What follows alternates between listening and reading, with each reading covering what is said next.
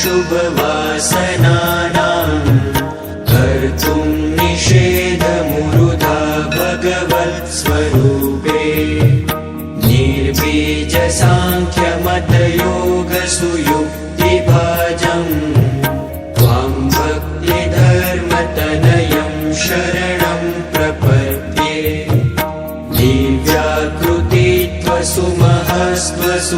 दिव्याकृतित्वसुमहस्त्वसुवासनानां सम्यक् विधिं प्रथयितुं च पतो रमाया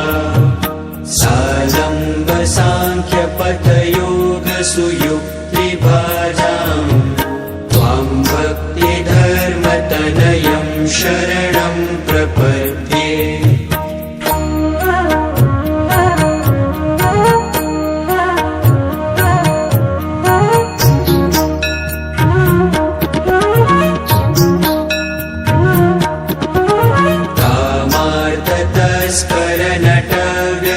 व्यसनीद्विषन्त स्वस्वार्थसिद्धिमिव चेतसि नित्यमेव नारायणं परमयैव मुदा स्मरन्तं